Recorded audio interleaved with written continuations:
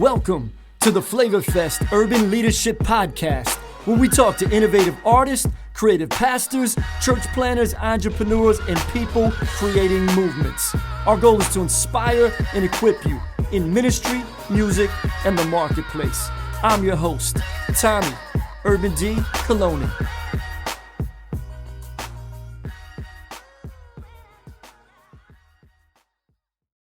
What's up, guys? Welcome to episode 12 of the Flavorfest Leadership Podcast. I can't believe it's already number 12.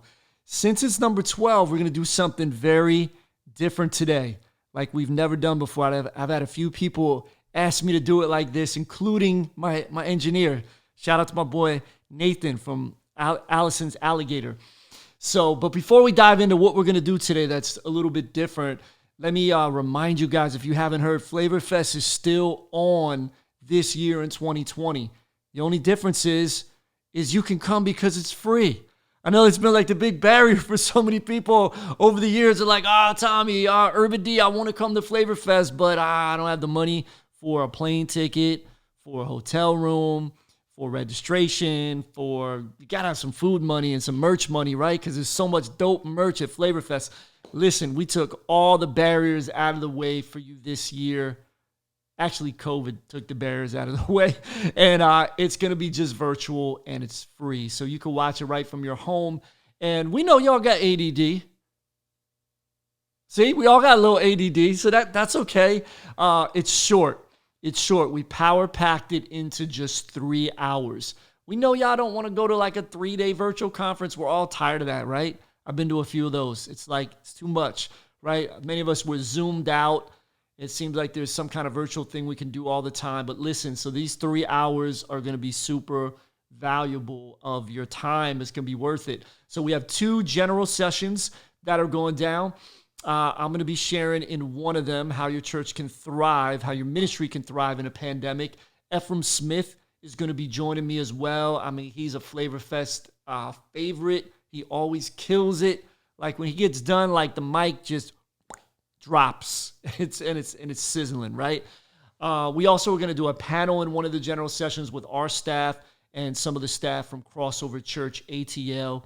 We do have some artists because you know it's Flavorfest. My man Dayton is going to be in the building, like literally live with us as we're recording. Shepard is going to be with us as well. He's coming up from Miami. Who else? We got Crossover's worship team remix. They're going to do a couple worship songs for us. So it's going to be amazing. And then we have 9, count them, y'all. 9. If you're watching this on YouTube, I got my 9 fingers up. We got 9 breakout workshops for you. Got incredible stuff. Bizzle's going to be doing one for artists. So if you're an artist, you definitely want to hear what Bizzle's going to say about how you can thrive as an artist in the middle of this crazy season that we're in when you can't really tour. Touring's starting to come back a little bit this fall in some places. But how do you navigate all that? Bizzle's going to share what he's been learning. I'm going to do a workshop on loving your city in a pandemic. There's one on worship. There's one on strategy. There's one for women in ministry. There's one for youth ministry. Mark DeMaz is going to be doing one on like how do you get extra streams of income for your ministry during a time like this. And he was talking about this pre-COVID. Great workshop. I've learned so much from Mark. Myron Pierce is going to be talking about justice. He's got a workshop on that. So there's going to be so much good stuff. So go to the website. Do yourself a favor. Go to flavorfest.org and go ahead and register you and your squad, your team. Help us get the word out. Spread the word. It's absolutely free. Listen, if you want to get the entire conference and have like on-demand access to it, it's just $29, and that's later. So if you want to like get all the workshops, all 9 of them, and the general sessions, and watch all of it, and split that up with some of your team, you could do that as well. That's just $29, and there's some free added digital bonuses that we throw in there as well. But there's a free pass for everybody, and we want you to come and your team to come. We want to pour into you guys and help you guys in this season. All right, so flavorfest.org. Like, let everybody know the virtual conference is on. The in-person conference, it is postponed to October of 2021. Prayerfully, all of this pandemic stuff is going to be over by then. We thought it would be by this fall, but we're still kind of in it. So we're praying that it'll really be over in a year from now. So stay tuned to the podcast. We're going to keep pouring into you guys. But hey, I'm going to dive in today. So we're in episode 12. The format of the podcast has been every time I have one of my friends come on here.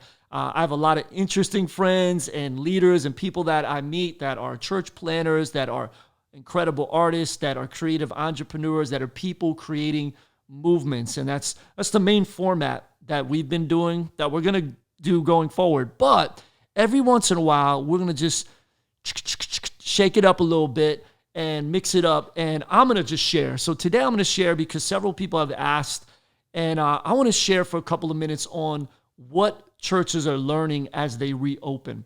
So Crossover Church, we just reopened this past Sunday, first Sunday of October, whenever you're listening to this. So Sunday, October 4th was our first Sunday in person in nearly 7 months. So today on this podcast, I want to share what we're learning, what we've learned, what we did, what worked, some best practices, because we've been talking to dozens and dozens of other churches and leaders and finding out, like, what are you guys doing? What are you learning?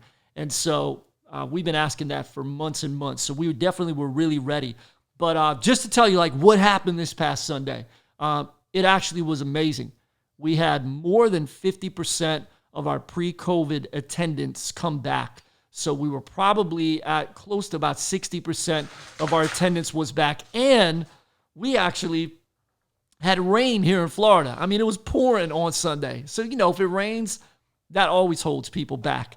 And so we had close to 60% come back, even with rain.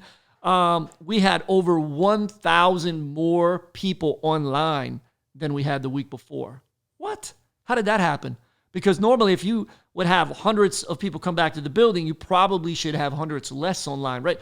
No, we actually had more online even than before. It was crazy. We had several salvations. We had several people come for the very first time. I met a lot of new people that had started worshiping with us virtually during the pandemic and joined our church, and now they got to physically come to the building, so that was super cool. And here's another crazy thing. We had the largest offering in our church's history for the month of October. So, I mean, it was just such a win, such a great week.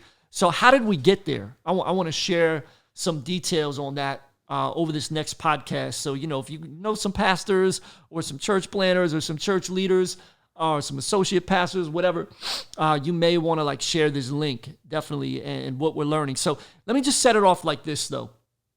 So when COVID started, a lot of us kind of had this idea that it was going to be like a blizzard, right? It was going to be a snowstorm.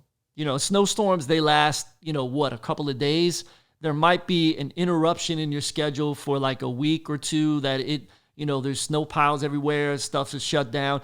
But as the snow plows go out, as the sun starts shining again, things begin to open back up. When COVID first happened, most of us thought that this was just going to be like a blizzard, right? It wasn't going to be this, thing that it's become, right? So we soon learned that it wasn't a blizzard. It was maybe more like a season. It was a winter, right? So you have a blizzard, you got a winter. Winter is a season. It lasts for months. So soon we realized that, churches are not going to reopen by Easter. This is going to be with us for a couple of months. But we'll probably open by summer. Yeah, we'll be back by then. It's going to get better. Many of us were optimistic, right? I was one of those people. I was like, come on, Lord, we're going to get through this. Maybe we won't have church for 8 weeks or something, or, we should be back pretty soon. And so we thought it was going to be like a winter. But now we've learned, here we are, we're in the fall when I'm recording this, the fall of 2020. We're learning this is longer than a season. It's a season, might be 3-4 months long. It's longer than that already. We're in going into 7 months now plus. This is more like an ice age. And so in a blizzard, you're looking to quickly just, okay, we're gonna get out of this real quick. We're gonna recover. We're gonna reopen. But in a blizzard, that's what you're looking at. In a winter, you're starting to think more long term, right? This is gonna be a season. But when you're talking about an ice age, it's not a season. It's not months. It's not weeks. It's not days. It's years. So Now, many of us have come to that sobering fact that this pandemic is going to have impacts that are going to last not for days, months, or weeks, but for years. There's going to be some impacts of this that are going to ripple out for many years, and the new normal is going to look different than it was before, back in the beginning of March of 2020. So that's the reality that all of us have to wrestle with a little bit. And the ice age that we're going into right now, we have to have realistic expectations. We have to pray. We have to plan accordingly. We need wisdom from God for this next season, because none of us have lived through a time like this or led through a time like this. So we reopened, and what are some of the things that we learned? Let me rewind just a little bit back, and we really had like a false start.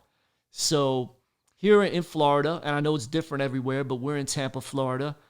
We never got hit that bad in the early part of the pandemic. Like the Northeast got hit with a lot of COVID numbers, a lot of deaths, especially, New York City was the early on epicenter. Florida, we didn't have it too bad. You might have heard a little bit about Miami. That was like the hot spot of Florida. But here in Tampa, it literally took us about 2 months to get even to 1,000 cases in Hillsborough County, the county that Tampa's in. There's about 1.4 million people that live here. So it was relatively like, people were like, I don't know nobody that's sick. Like, yeah, this is like whatever. Nobody was really wearing masks that much. It wasn't mandated here. It didn't feel really that unsafe. We knew other parts of the country were getting rocked, but, we're in Florida. We're coming into the summer. It's hot. The virus don't like heat. That's what we thought. That's what many people said. They weren't sure, but some scientists said that. So we were feeling like, yeah, we're coming out of this. It's going to be good.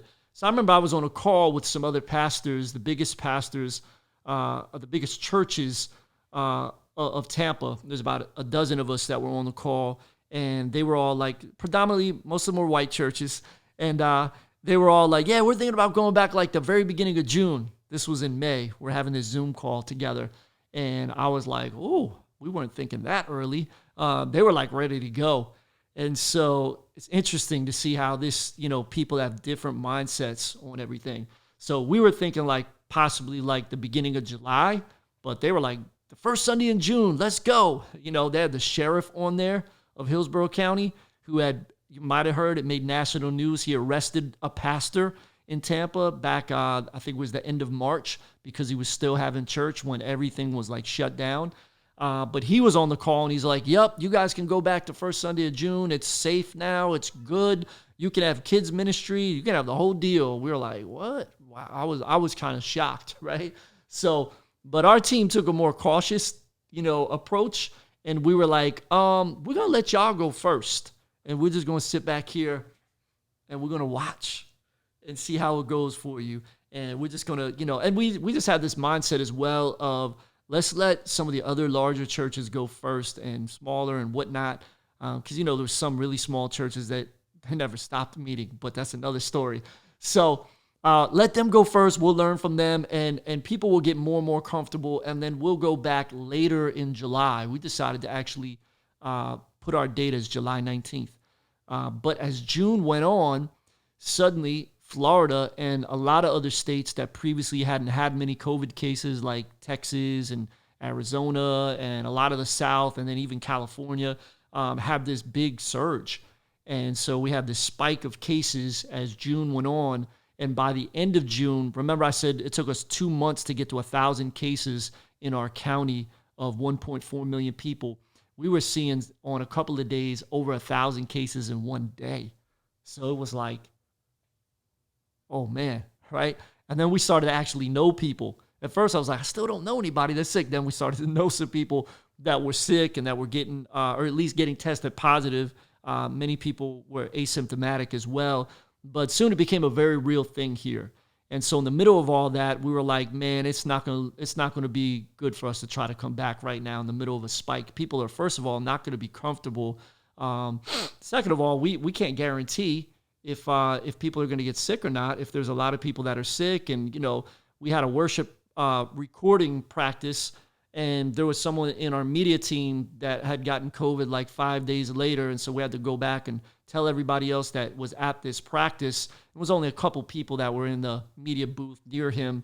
And we had to call them and have this awkward conversation. Like, look, you might want to get tested because so-and-so, got sick and, they're okay, but they had a fever for a few days. And, we just want to let you know. Right? So we had to go through all that contact tracing stuff. And thank God nobody else got sick. And the guy who was sick from the media team, he got better in just a few days. Him and his wife went through it for a few days and then they were good. But still, we're like, nah, we just can't open up right now. We just need to let this pass. We need to figure this out. So we kind of had this false start that we were all excited of like, yeah, we're coming back.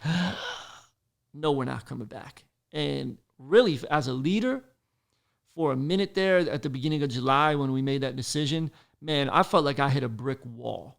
Any of y'all felt like you hit a brick wall during this pandemic?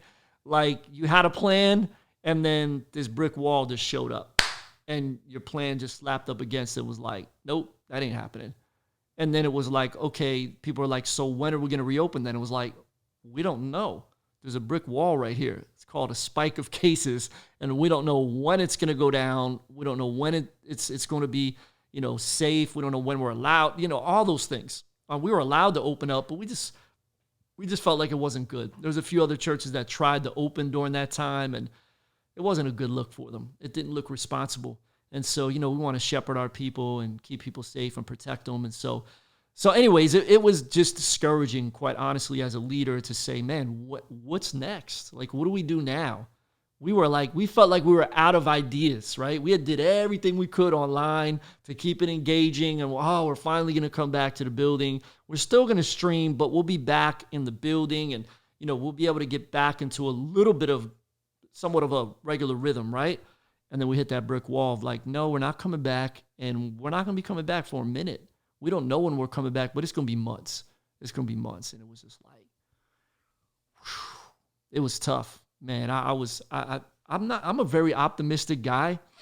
I've never really struggled with depression before, but I think I got depressed a little bit that week, and I just didn't feel myself. And I was just feeling these emotions. I was feeling weird, like stuff I've never felt before. So that was challenging, but that was a false start for us. And so that helped us to plan and look at even more churches of how they're doing it. And it gave us more time to get ready for where we're at today. And so listen, every city, every state, every church culture is different in this. So as you're watching this, whenever you're watching this, whether you're watching this when it's recorded in October or you're watching this in months from now, realize that every city, every state, every church culture is different. So even right now, as I'm recording this, there's some churches that have been open for months and months and months, and nobody wears masks, and they're just doing whatever they want to do. And then on the other extreme, you have churches that have not opened yet, and some of those churches don't even have a date. They're not even planning on reopening this year, sometime next year. They just, it's all over the map, and it's everything in between, right? So for us, here's some of the things that we learned to reopen and how it went so well so far. And we're still learning, and I'm sure we're going to learn a whole bunch more in the weeks to come. But one of the things that we really learned to do well, that I think we did good with, was communicating what it was going to look like. Because a lot of people were scared and had questions and were wondering, because the bottom line is you got three kinds of people in this. And a friend of mine, Pastor David Sean from Saddleback Church, shared this with me and some other leaders the other night. I started a thing called the Innovative Pastors Network. And so if you're interested in that, you can go over to translationleadership.com. It's a monthly live webinar that I do with pastors. And we talk about innovative ideas that our church is doing that's working, break it down for you. Then I have a guest on, and they share like some innovative things, and there's time for Q&A, and it's very personal. There's some prayer and stuff like that. There's a bunch of resources that you get as well. But anyway, so on the call the other night, on the live webinar, David shared there's three kinds of people, three categories. You got red light people. Those are the people that they ain't really leaving the house right now. They ain't coming back to church right now. Even if you're open, they ain't coming back. They're not really going anywhere right now. Then you have yellow light people that they're going out, they're beginning to do things, but they're taking all the precautions. They're very cautious.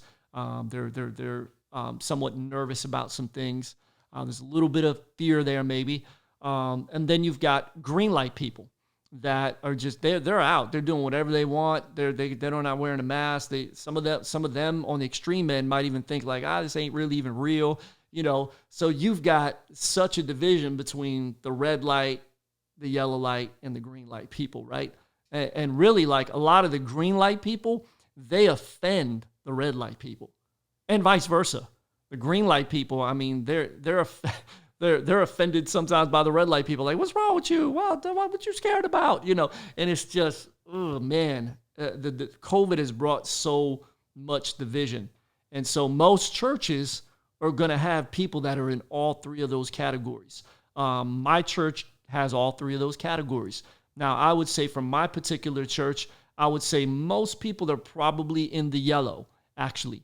That's what we've seen. A lot of people that have come back, they're back, but they're taking the precautions. We don't have a whole lot of people that would be those, green light people that are just like, why do I got to wear a mask? We don't have a whole lot of those people. We do have some red light people, obviously, because not everybody came back yet. Some of them are saying they're going to come back in the next couple of weeks and whatnot. But some of them, they're red light because they're in an at-risk category. They're older. Some of them, they have autoimmune, issues with their health, or they've got pre-existing health conditions. So they might be younger, but they got a bunch of health conditions, and so they're red light. Some of them, their doctors have even told them, like, listen, your immune system is weak. You need to stay in mostly and be careful and all those things. So I'm not saying like any of the colors is right necessarily. I'm just kind of sharing where people are at. People are like that in your church, in your community, and so you have to be aware of that. So we've realized at our church, like, we wanted to take all the precautions we needed. We wanted to go above and beyond to make people feel comfortable to be able to come back. And so we knew for our crowd, there wasn't a ton of the green light people, but even for those that might be green light, or even some of the, yellow light that might have thought we were a little bit too cautious, we would just, multiple times say, hey, we care about everyone and we want to protect our MVPs. MVPs are most vulnerable people. So because there's some people that are coming back to service, they're just so desperate for in-person community and worship and to be around people because they've been isolated, but they've got health issues and they're at risk. There's one lady in particular I could think of from our church, and she's about to get a kidney transplant in the next couple of months. And she's in her 50s and she's had a lot of health problems, but she just could not stay away. She's like, I got to come back to church. And so, you know what? Like, we want her to be able to come back, but we want her to be safe. We want her to be protected. So what we did is we went above and beyond. We social distanced all the chairs, like truly. So we literally took out 2/3 of the seating for now. It's not always going to be like that. We're going to kind of gauge it as things go. But for right now, we did that. So we only have about 30% of our seating capacity in our auditorium right now, which is going to be a challenge in the weeks to come as more and more people come back. Week 1, we had rain, and we added an additional service time to spread people out. And we called people and told them, like, hey, y'all need to go to these other services because the middle service, the 10 a.m. service is the one we had it was already RSVP'd over the limit. But not all the RSVPs showed up because the Lord sent rain. So, but probably this week it's going to be a lot more people. We're going to have to, begin to figure that out. We have overflow seating, but I was sharing with my engineer a little bit before this. Like, if you've been watching on a screen for 7 months, you don't want to show up at church all excited to be in the room to find you got to be in some other room and watch it on a screen, right? So we want to try to put as many people in the room safely as we can. But for us at this point, we made the decision that we wanted to really, all the sections of seats are truly social distance. So we added that 8:30 a.m. service, and we have an 11:45 service. We have a cleaning team, and in between services, they're spraying down seats, they're sanitizing the bathrooms, they're doing all those things above and beyond. Our kids ministry, we're doing a bunch of things in the kids ministry as well to make kids safer. And we're requiring masks right now.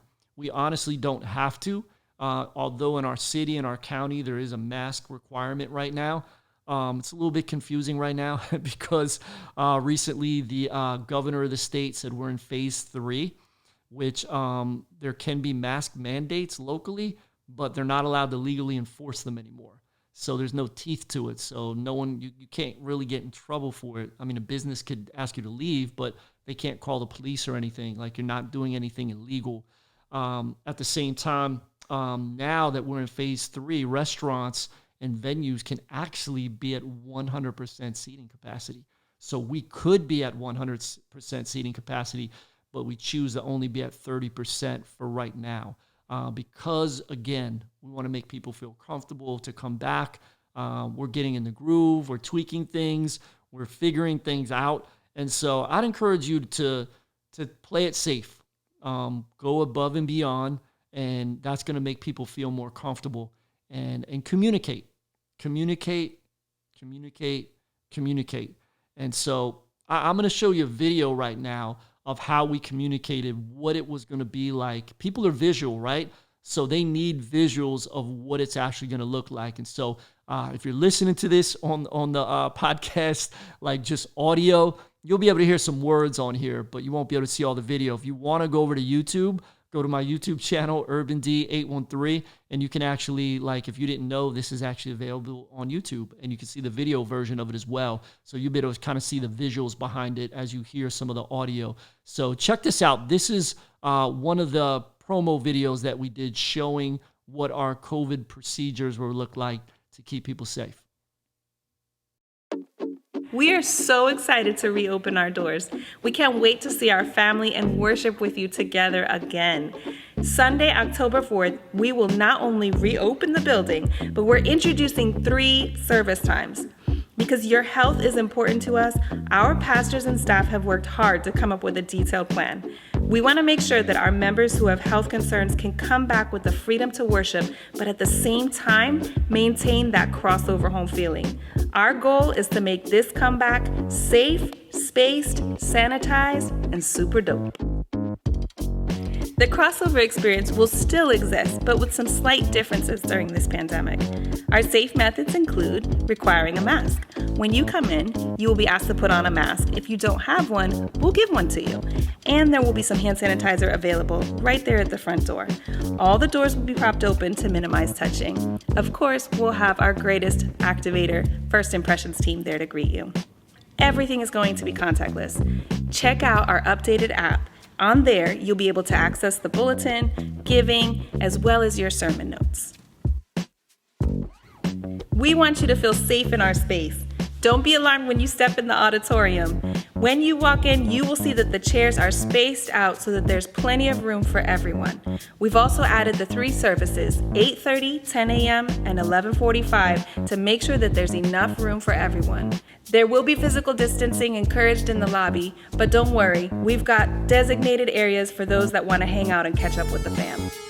To maintain safe traffic flow, front doors will not open until 15 minutes prior to each service. We ask that you wait in your car until that time. At the end of service, you'll be dismissed one section at a time.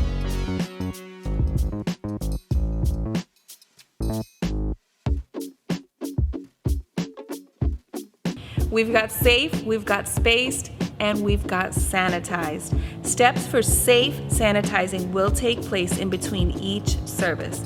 Our auditorium and chairs will be sanitized, as well as the kids' wing and bathrooms.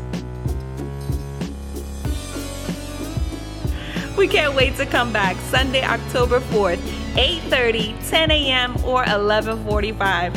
It's gonna be, what do we say at Crossover? Super dope.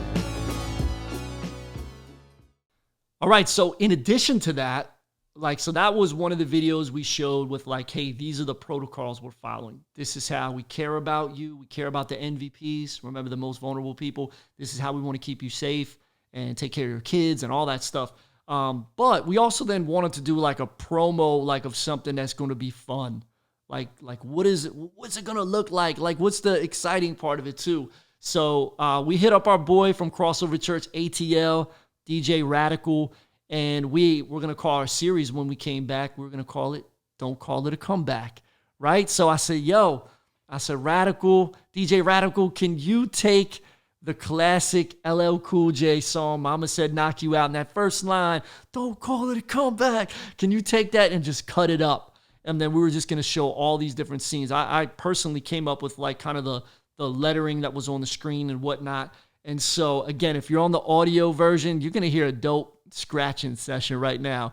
But if you're watching this on YouTube or you want to go over to Urban D 813, watch the video version, you'll be able to see all the scenes of how we piece this promo together to really get people excited about coming back to church for the first grand reopening Sunday. So check out this promo. Don't call it a comeback.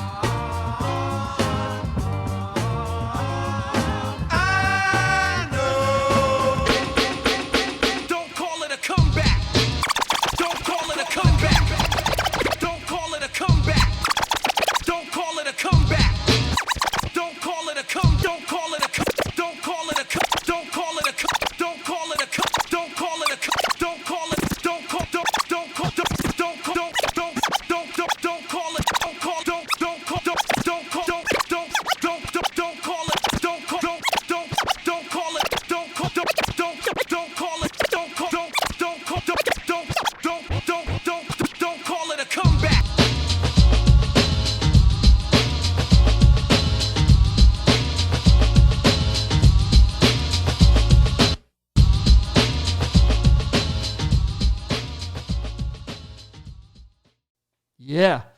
So church was amazing. It was fun. It was exciting. The first week we came back, and as you're leading up to your regathering Sunday, you want to promote it. Of course, you want to email everybody, call them, send out text messages, social media. We did a little bit of social media ads with that exact video that you just saw. And I think we spent a few $100s on it. It got over 20,000 views. And there was actually 663 clicks where people then went to a landing page. And on the landing page, we had that first video that I showed you a few moments ago that showed like what the protocols, how we were welcoming people back to church, the safety things we were doing. Had some bullet points, and then it had a little button for people to RSVP their seats. And there's this free app that you could get for churches. I think it's called reopenchurch.com. You could go there, and they have an RSVP thing, and it's really cool. You get people's email, their information, and I think their phone number, and they get an email and a text reminding them about church, and that's all automated, and it's free. So we use that tool for our first Sunday going back. Now, again, everybody that RSVPs, they don't always show up, but at least it helps you gauge some, and you get some information from some people. So when you come back, here's a couple other important things to learn, y'all. Language is super important. Super important. And so, listen, not everybody's coming back. You've got some red light people. I've got some red light people. We got some red light people, and that's totally okay, right? So, but here's the thing. You want to make sure you include them so you don't lose them. Let me say that again, y'all. You want to make sure you include them so you don't lose them. Because most churches that are coming back, I mean, we came back first Sunday with close to 60%. That's amazing. Most churches are coming back with half of that, like 30%, 20%. I talked to a pastor this past week. I mean, he said they're at about 15% of their attendance is coming back. So that means that for most churches that have come back, the majority of people are still watching online.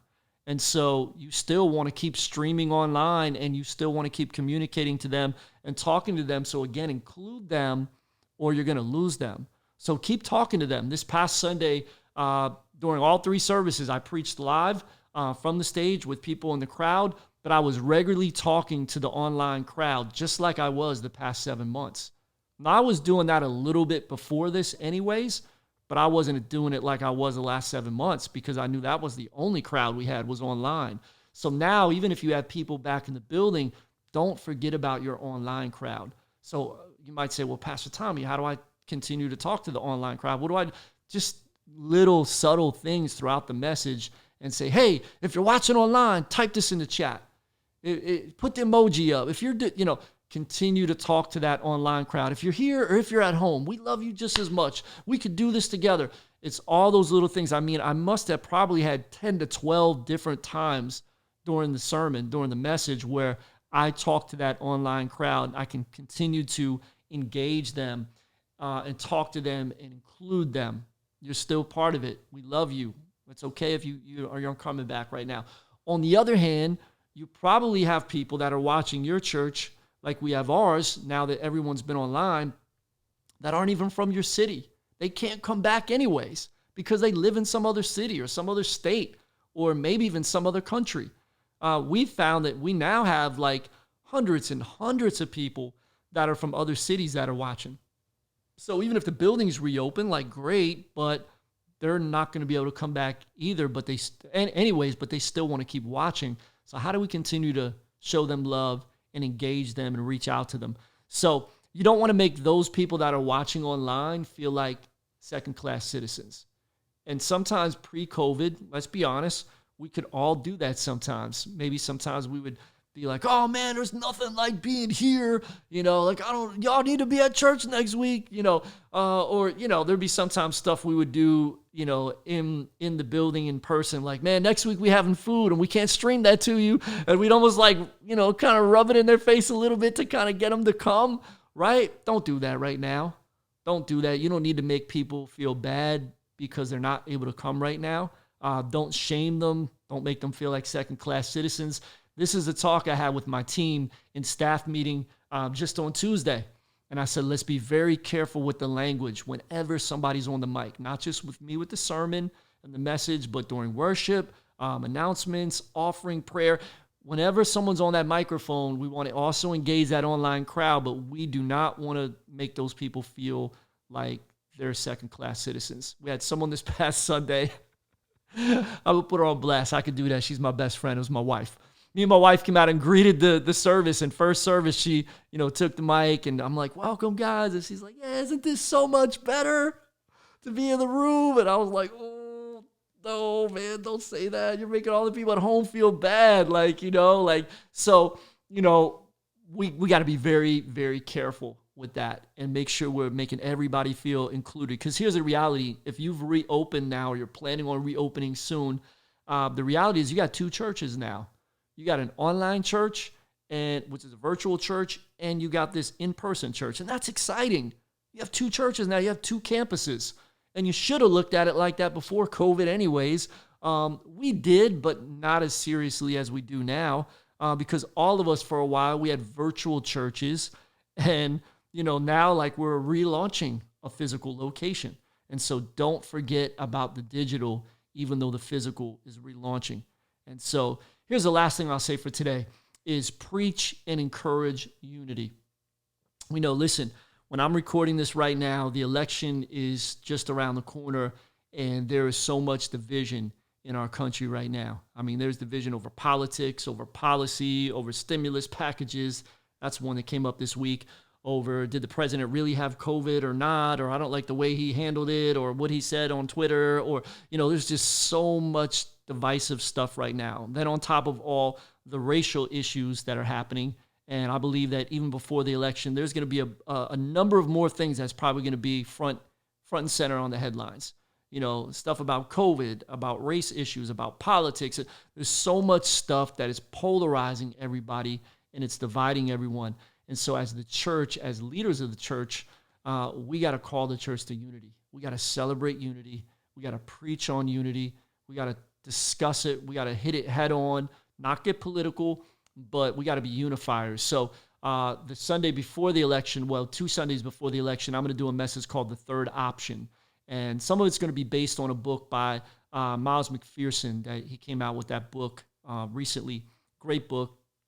But really just how culture has kind of divided everybody into two categories of us versus them, right? It's either protester versus police, or it's mask versus no mask, or it's right versus the left, or it's, it's one versus the other. And, and so, man, the church many times has kind of fallen right into that. And we're right in the middle of that division. And the enemy has brought a lot of division to a lot of churches. So it's so important that we got to preach unity. We got to be reconcilers. That's one of our main things, right? As believers, we're called to be agents of reconciliation. And so, hey, that's just some stuff that we're learning. Wanted to share that a little bit.